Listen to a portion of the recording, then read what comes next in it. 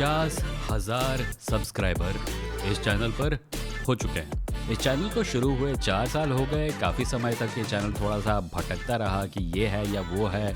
Live stream channel अच्छा चल निकला, इस चैनल के सब्सक्राइबर बढ़ते रहे, पर चैनल का कोई अच्छा डायरेक्शन नहीं आ पाया। और अब तो मैंने डायरेक्शन छोड़ना बंद ही कर दिया है। अब मैं बस ये कहता हूँ कि ये मेरा चैनल है, यहाँ पे वो सब जाता है जो मैं करता हूँ, जो मैं चाहता हूँ वो मैं इस पर डालता हूँ। और भाग्यवश आप लोगों को वो सब चीज़ें अच्छी लग रही हैं जो कि मैं यहाँ पे डाल रहा हूँ, और आई थैंक यू फॉर इट। मैं एक इंडिपेंडेंट कंटेंट क्रिएटर हूँ। मेरी रोज़ी रोटी इस चैनल से, दूसरे चैनल से, मेरे सोशल मीडिया पर जो जितने भी चैनल हैं उन पर उनसे चलती है। आप लोगों ने मेरे काम को सपोर्ट किया, पसंद किया, इस बात को लेके मैं बहुत खुश हूँ। और आई होप कि आगे भी मैं आप लोगों को कुछ ऐसा दे सकूँ जिसकी आपको ज़रूरत है। सिर्फ वो नहीं जो आप चाहते हैं, पर वो भी जो आपको चाहिए पर आपको पता नहीं है कि आपको उसकी ज़रूरत है। पहला सवाल है, as an atheist do you visit धार्मिक places when you go to trips with friends just to see not to worship? मैं नास्तिक हूँ। जब मैं ट्रिप्स पर जाता हूँ तो क्या मैं मंदिरों को विज़िट करता हूँ, बावजूद इसके कि मैं मंदिरों में होने वाली चीज़ों पर विश्वास नहीं करता या उन्हें सपोर्ट नहीं करता? हाँ, कभी कभी। पर मंदिरों को जाने के कारण मेरा टूरिज़्म हो सकता है। आमतौर पे ये अब इस वो मंदिर नहीं होते जहाँ पे अभी पूजा पाठ चल रहा है। ये ऐतिहासिक मंदिर होते हैं, जैसे कोणार्क मंदिर, जो कि भारत के इतिहास का एक हिस्सा है, मेरे राज्य उड़ीसा के इतिहास का एक हिस्सा है। मैं वहाँ जाता हूँ क्योंकि मुझे इतिहास पसंद है और मुझे ऐतिहासिक जगहें पसंद है, और मैं एक टूरिस्ट के रूप में वहाँ पे जाता हूँ। Your friends call you home for prasad और lunch during festival like Ganesh Chaturthi, how do you respond? ये आप लोगों को हो सकता है थोड़ा अजीब लगे, क्योंकि ये सवाल मेरे पास बहुत आता है, पर ये प्रॉब्लम है ही नहीं मुझे। मेरे दोस्त मुझे धार्मिक इंस्टेंसेस पे घर नहीं बुलाते। मेरे वैसे दोस्त हैं ही नहीं। जो मेरे दोस्त हैं मुझे घर बुलाने वाले, वो मुझे तब बुलाते हैं जब उनकी कोई अलग सेलिब्रेशन चल रही होती है, किसी का जन्मदिन होता है, कोई पार्टी होती है, वगैरह वगैरह। तो मेरे ऐसे दोस्त ही नहीं हैं जो घर पे रिलीजियस फेस्टिवल सेलिब्रेट करें और मुझे वहाँ पर बुलाएं। ये मेरे साथ होता ही नहीं है। कभी कभी ऐसा होता है कि किसी की शादी हो रही होती है और शादी मंदिर में हो रही होती है, तब मैं मंदिर चला जाता हूँ, खाना खा के लौट आता हूँ, क्योंकि मंदिर में मुझे और क्या करता है। एक एथीस्ट ना मंदिर में क्या करेगा जाके। पर उसके अलावा मुझे नहीं लगता कि मुझे ये प्रॉब्लम है या हो सकती है। मैं समझ सकता हूँ आप लोगों में से कई लोगों को ये प्रॉब्लम होती है। मेरी एडवाइस हमेशा होती है कि अगर नहीं जाना है तो मत जाओ भाई। अगर नहीं जाओगे और कुछ उसका खामियाजा भुगतना पड़ेगा सोशल रिलेशंस के मामले में, तो तुम देख लो वो रिलेशन तुम्हारे लिए कितने ज़रूरी हैं। अगर अच्छे खासे ज़रूरी हैं तो कर लो थोड़ा एडजस्ट। अगर नहीं ज़रूरी हैं तो मत करो एडजस्ट और मत जाओ। ये हर किसी की ज़िंदगी पर डिपेंड करेगा। मैं अपनी ज़िंदगी को टेम्पलेट बनाकर आपकी ज़िंदगी के बारे में आपको एडवाइस नहीं दे सकता। Being an atheist, what was the impact of it on your family and friends? Family को कुछ खास फ़र्क पड़ा नहीं। मेरी फैमिली में लोग हैं जो एथीस्ट हैं, मेरी फैमिली में लोग हैं जो धार्मिक हैं। मेरी फैमिली ने कहा ओके तू जैसा है वैसा है, हमें तू एक्सेप्टेड है, एक्सेप्टेबल है, हमें कुछ खास फ़र्क पड़ता नहीं है। हाँ, मेरी एक्सटेंडेड फैमिली में ऐसे लोग हो सकते हैं जिनको इससे प्रॉब्लम है, पर उनको ज़्यादा प्रॉब्लम इस बात से नहीं है कि मैं एथीस्ट हूँ। उनको इस बात से प्रॉब्लम है कि मैं एथीज़म के बारे में बात करता हूँ पब्लिकली। और उसके बारे में क्या किया जा सकता है? सबसे पहली बात तो ये है कि ये उम्मीद ही छोड़ दो कि आपके परिवार के साथ जो इक्वेशन है वो हमेशा सॉलिड रहेगा। किसी भी चीज़ पर, किसी भी चीज़ के साथ, किसी भी व्यक्ति के साथ आपका डिसएग्रीमेंट नहीं होगा। ये नहीं होने वाला। होगा डिसएग्रीमेंट, एडजस्ट करो। समझो परिवार क्या होता है। परिवार का मतलब होता है कुछ लोग जो एक दूसरे से डिसएग्री करते हैं और डिसएग्री करने के बावजूद एक साथ रहते हैं। That's life. Have you ever bin caught in a verbal fight on the discussion of religion with your close ones? या श्योर, किसका नहीं होता। बट अगेन, मैं अपने टेम्पलेट के बेसिस पर तुम्हारे परिवार को जज नहीं कर सकता। हो सकता है आपके परिवार में डायनामिक बिल्कुल अलग हो। आपको बात करनी चाहिए ऐसे लोगों से जो या तो प्रॉपर ट्रेंड फैमिली काउंसलर्स हैं, या तो आपके परिवार को जानते हैं और आपको जानते हैं और समझते हैं कि आपका उनके साथ रिश्ता कैसा है और आप कहाँ कहाँ पर बाउंड्रीज खींच सकते हैं। ये सवाल है, विमो why did you not marry? Don't you feel alone sometimes? What do you do your whole day? What happens when you will get too old? Who will take care of you? Many people have this kind of question in their mind. Okay, thankfully मुझे लगा था ये चिंता सिर्फ मेरे बारे में है, पता चला इनको इस प्रकार की चिंता सबके बारे में है। सो पहली बात यह है कि अलोन और लोनली में फ़र्क होता है। मैं अलोन हूँ पर मैं लोनली नहीं हूँ। किसी किसी को अकेलापन अच्छा लगता है। इसका मतलब ये नहीं कि अकेलापन हमेशा अच्छा लगेगा। इसका मतलब ये भी नहीं कि अकेलापन नेसेसरीली उस व्यक्ति के लिए अच्छा है जैसे अकेलापन अच्छा लगता है।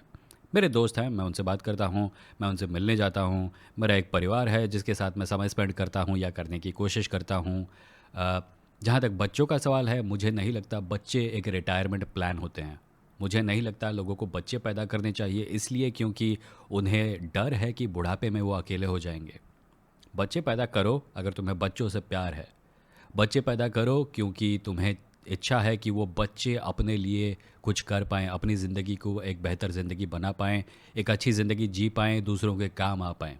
अच्छे इंडिविजुअल्स का निर्माण करने की इच्छा से बच्चे पैदा करो। इस इच्छा से नहीं कि मैं जब बूढ़ा हो जाऊंगा तो बच्चे मेरे लिए केयर करेंगे। इसलिए कुछ बच्चे पैदा करके स्टॉक में रख लेता हूँ, ताकि ताकि मुझे कोई असुविधा ना हो। जहाँ तक शादी का सवाल है, सरल जवाब यह है कि मन नहीं किया। शादी में ऐसा क्या खास रखा है भाई, मुझे तो आज तक समझ में नहीं आया। मैं ऐसे कई लोगों को जानता हूँ जो शादी किए हुए हैं और खुश हैं। ऐसे कई लोगों को जानता हूँ जो शादी किए हुए हैं, खुश नहीं हैं। कुछ ऐसे लोगों को भी जानता हूँ जो कि 2 बार शादी करके नाखुश हुए, शादी टूट गई और फिर तीसरी बार शादी कर ली क्योंकि उनको अभी भी उम्मीद है कि शादी से वो खुश हो पाएंगे। ये हर किसी के पर्सनल डायनामिक पर डिपेंड करता है। मुझे पर्सनली लगता है कि मुझे ज़रूरत नहीं है, या शायद ज़िंदगी में कभी किसी ऐसी व्यक्ति से मुलाकात ही नहीं हुई जिसको देखकर लगे कि उनके साथ मैं पूरी ज़िंदगी बिताना चाहूँगा। ये सवाल है, is enlightenment true? Thank you for your amazing content. Thank you for thanking me for my amazing content. It is not that amazing really. मेरी समझ में आज तक ये नहीं आया कि एनलाइटनमेंट का मतलब क्या होता है। लोग कहते हैं एनलाइटन वो होते हैं जो कि अल्टीमेट ट्रूथ को समझ चुके हैं या जान चुके हैं। और मेरी समझ में ये नहीं आता कि हम इस बात पर ध्यान क्यों नहीं देते कि एनलाइटनमेंट का जो कॉन्सेप्ट है वही एक अजम्पशन पर बेस्ड है। और वो अजम्पशन ये है कि अल्टीमेट ट्रूथ कुछ होता है। अल्टीमेट ट्रूथ शायद कुछ नहीं है। अगर हम किसी चीज़ को अल्टीमेट ट्रूथ मान भी लें तो हमें ये कैसे पता चलेगा कि उस चीज़ के ऊपर और कुछ ज़्यादा अल्टीमेट नहीं है। हम किसी एक चीज़ को पकड़कर अल्टीमेट डिक्लेयर कर रहे हैं, और जो व्यक्ति अलेजिडली वहाँ पहुँच गया है, हम उसे एनलाइटेंड डिक्लेयर कर रहे हैं। मुझे एनलाइटेंड का मतलब ही नहीं पता। Maybe I am a stupid person. Maybe there are people out there who are not enlightened, who are not remotely close to being enlightened, but they still understand what enlightened means. मेरे लिए experience बहुत ज़रूरी है, और मेरे experience में enlightenment का कोई फ्रेम ऑफ रेफरेंस नहीं है। हाँ, मैं दूसरों की कहानियाँ पढ़कर इम्प्रेस हो सकता हूँ। मैं पेंटिंग्स देख सकता हूँ जहाँ कोई बैठा है और वो एनलाइटेंड दिख रहा है, पर मुझे इस बात को सच मानने का कोई कारण ही नहीं मिलता कि एनलाइटनमेंट कुछ होता है। ऑफ कोर्स आप किसी बहुत ही ज़्यादा ज्ञानी व्यक्ति को भी एनलाइटेंड बोल सकते हैं, पर मैं उनको बस ज्ञानी बोल लूँगा यार। एनलाइटेंड बोलने की क्या ज़रूरत है। The next question is, hello Vimo, I am a 16-year-old teen who wants to learn more and well be aware. Whenever I watch your debates or sometimes Alex O'Connor, I am blown away by the knowledge. Can you suggest a way to become philosophically, politically and rationally smart? I don't know what you mean by rationally smart, but politically और philosophically अगर तुमको अपने आप को educate करना है तो कर लो। There are courses available, political science है, फिलोसफी है, पढ़ सकते हो। Rationally smart, I think what you mean by that is just developing critical thinking skills. वो भी तुम सीख सकते हो। These are, none of this is natural, these are all things that you can learn. अगर तुम्हें किसी चीज़ को सीखने में इंटरेस्ट है तो उस चीज़ को सीखने में समय लगाओ और एफर्ट लगाओ, दैट इज़ इट। अगला क्वेश्चन है, can you do more writing videos about your writing routines और like a writing vlog? Definitely I can.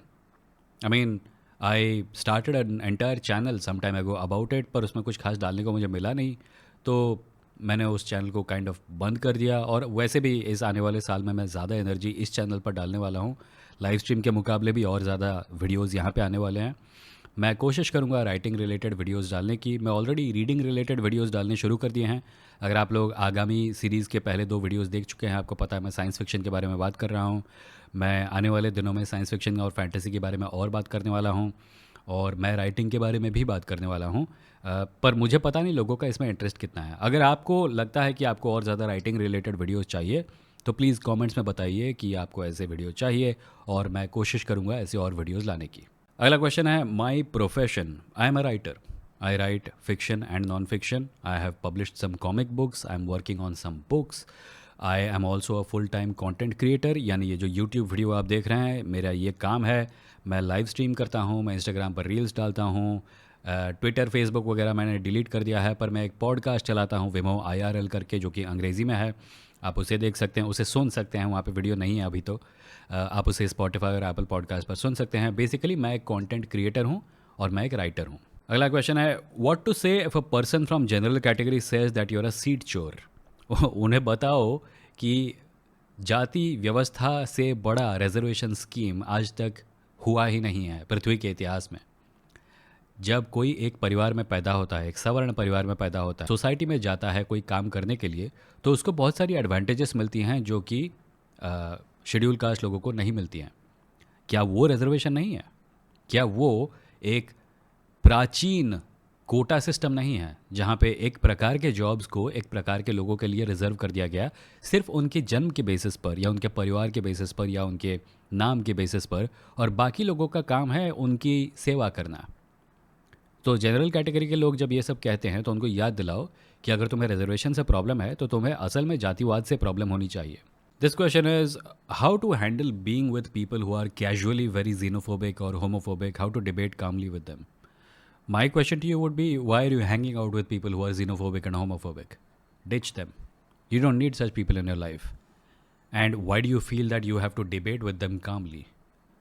Make better friends. For example, if you have a woman friend and a misogynist friend, are you not doing your woman friend a disservice by continuing to spend time with someone who hates her? The opposite of that is not true by the way. मुझे पता है कोई ना कोई एक comment में बोलेगा इसका उल्टा भी तो हो सकता है। नहीं हो सकता भाई। These things don't flow both ways, these are rivers, they flow from powerful to powerless. तुम्हें जीनोफोबिक लोगों के साथ, तुम्हें होमोफोबिक लोगों के साथ हैंग आउट करने की ज़रूरत नहीं है अगर तुम रिकग्नाइज करते हो कि वो जीनोफोबिक और होमोफोबिक हैं। उनको अपनी लाइफ से निकाल कर फेंक दो। अगर उनका माइंड कभी चेंज हुआ और वो वापस आए तो तुम डिसाइड कर सकते हो कि okay, do I want them back in my life. Maybe they have changed, maybe they have not. That will be your decision. But if you know that someone is xenophobic and homophobic, stop spending time with them. Spend more time with the people who you think are good people, who need your help, who need your time, who can use your company, who can use your help surviving in this cruel world. Hi Vimo, my question is, do you think empathy is an inherent trait in humans or it can be taught or inculcated? Often when I see religious extremists hating on other communities, I wonder if there is an way to fix their lack of empathy, if the lack of empathy is due to some fault in education or they're all just bad people at their core. No, I don't think anyone is a bad human being at their core. People become what their childhood makes them, what their teachings make them. So whenever we try to look at a social problem like, communalism in this example, the mistake we make is that we start thinking it is about the person when it is not. It is usually about systems. So patriarchy is the system that creates women hating boys.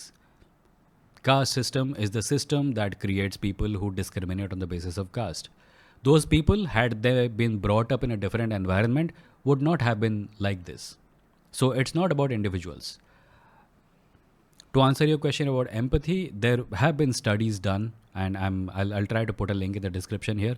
But what I remember about it is that empathy related studies were done, and people are shown images of people who are experiencing pain, and they were studied to find out if they're experiencing the other person's pain. And people find out that if a white person sees a white person suffering, then they experience it more acutely than if a white person sees someone from Southeast Asia suffering. And then they did a second kind of study where they took a person who maybe they're white and they have grown up in China, and they were shown pictures of Chinese people in pain, and they did experience that pain. So the conclusion they reached was that if you are looking at the suffering of a people who you think of as your own, then you do experience their pain. So empathy is essentially something that gets triggered on the basis of how you see people. If you hang out with a lot of different kinds of people, then you begin to see them as you or like you, and then you're able to relate with them more. And this is one of the problems with a system like the caste system or race, etc., where segregation is created. You are one of these people, you should not hang out with those people, and when you don't hang out with them, over time you become desensitized You start seeing them as others. So you will experience the pain of the person who's like you, but you will not experience the pain of the person who you think is not like you. This is actually one of the most lingering damages done to society by something like the caste system because it segregates. It tells those people should live there, they're not like us. These people are your people, these people are special people. So, over time, a child grows up in a system like this. Can you really be surprised? Are you really going to be surprised when that child turns out to think that those people are less than human? The communal person is going to feel empathetic towards another person in their community. But the goal is to have them feel empathy for human beings in general. And that is not going to happen until this segregation mentality, like the caste system, continues to exist. That is why we must fight it and annihilate it. Make more small format content of about 10 to 20 minutes. Okay, so this is not a question, it was more a request. Yes, I am going to make short form content on this channel. Not short form content of the reel variety, shorts variety, because I feel they don't really get the message across. But videos between 10 to 20 minutes long are going to appear more on this channel now. And I hope you like them. Okay, this question is, मुझे कैसे पता चलेगा कि आप ही सत्य वचन कहते हो और मैं आप पर विश्वास कर सकता हूँ? मैं अभी इतना बड़ा नहीं हुआ हूँ कि आपकी सारी बातें समझ सकूँ, पर मेरी तकदीर ने मुझे आपके इंस्टा पेज से मिलाया है और मुझे आपके विचार काफ़ी अच्छे लगे। कृपया करके मेरे प्रश्न का उत्तर ज़रूर लीजिएगा। भाई मुझे क्या, किसी पर भी विश्वास मत करो इंटरनेट पर। उन चीज़ों पर विश्वास करो जिन्हें तुम वेरीफाई कर सकते हो। मैं कभी नहीं चाहूँगा कि आप मेरी बातों को सुने और आंख बंद करके विश्वास कर ले सिर्फ इसलिए क्योंकि मैं आपको अच्छा लगता हूँ। इंटरनेट पर उल्लू के पट्टों की कमी नहीं है जिन्हें कुछ नहीं पता पर वो हर चीज़ पर बकवास करते रहते हैं। मेरी कोशिश हमेशा ये रहती है कि आप अपने विचारों को और ज़्यादा अच्छी तरह से एग्जामिन कर सकें।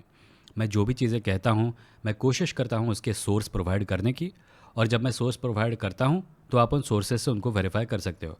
अगर मैं सोर्स प्रोवाइड नहीं करता तो कोशिश कीजिए कि आप मेरी बात को with a pinch of salt लें until you verify it. अगला क्वेश्चन है, what are your views on feminism? Can a person be an atheist और a rationalist without being a feminist? Unfortunately, the answer to this question is yes. Atheism has nothing to do with feminism. Some people think that atheism is this socially progressive movement, और अगर वो definition लिया जाए तो शायद हो सकता है, पर मैं पर्सनली वो नहीं मानता। मैं ऐसे कई एथिस्ट को जानता हूँ जो कि एंटी फेमिनिस्ट हैं, बिगटेड हैं, कास्टिस्ट हैं, वगैरह वगैरह। अनफॉर्चुनेटली एथिज्म का फेमिनिज्म के साथ कोई रिश्ता नहीं है। फेमिनिस्ट होना चाहिए, डेफिनेटली होना चाहिए, हर किसी को होना चाहिए, औरतों मर्दों हर किसी को होना चाहिए फेमिनिस्ट। पर एथिस्ट होने का मतलब ये नहीं कि आप नेचुरली फेमिनिस्ट हैं। अगला क्वेश्चन है, do you think gurus and babas are mostly playing a role, or do they really believe they have all the answers to life's big questions? It is my understanding that most of them are playing a role. I mean, it is a role. Look at it. There is a stage, there is a costume, there is a way of speaking, there are artifacts and accessories. It is a role. The Baba is a role that some people take on. और ये है आखिरी सवाल। Hey Vimo, love your debate videos. I know it is jarring to tackle the same questions and counter debate them, and we understand your decision to stop open debates from the next year. But I just wanted to tell you, your open debates are the only one of a few platforms where we can come and put out our thoughts and have open, rational discussions and have a two-way communication. Otherwise, it is mostly just consuming content. We don't have many such platforms, at least in India, or maybe I'm unaware. I would suggest not to completely stop the format, but make it less frequent whenever you like and feel like doing it, and at the same time, experiment with new formats. Thank you. This is good advice. I will take it into consideration. But I do hope that you realize that one of the main reasons this format is being wrapped up is because I am experiencing a kind of burnout from this. I have previously taken breaks from social media. I have previously taken breaks from live streaming also. The live stream is continuing, at least for now. Only the debate format is getting retired, and it is getting retired because of my own burnout. And there is very little I can do about it. So while I do understand that you are getting something out of it, I hope you also appreciate the fact that it was getting a lot out of me. It was taking a lot out of me. And I am at a crossroads in my life where I have to make a slight direction change, and doing open conversations with strangers every week takes a lot of energy out of you. There are other channels like this where you can go and have your open debates if you want them. It is just that I am at a place in life where this format is no longer sustainable for me. So even though I will be live streaming, I will not be doing the debate format for a long time to come, और so I think, who knows. और ये थे वो सवाल जो आप लोगों ने भेजे थे, जिनका जवाब देने में मुझे बहुत खुशी हुई। इनमें से कई सवाल ऐसे थे जिनको मैं थोड़ा बहुत हैंडल कर चुका हूँ पहले। अगर आपको इस प्रकार के और सवालों के जवाब चाहिए तो आप मेरे पुराने एपिसोड्स देख सकते हैं इस चैनल पर और विमो लाइव पर, जहाँ पे इन सवालों के जवाब मैं पहले दे चुका हूँ। और अगर आपके पास कोई ऐसे सवाल है जिसके जवाब मैं नहीं दे सकता, तो my request one more time will be to take these questions to people who have expertise in this areas and they can answer them better. Video कैसा लगा बताइएगा कमेंट्स में, और मैं आपसे मिलूंगा अगले वीडियो में। Thank you.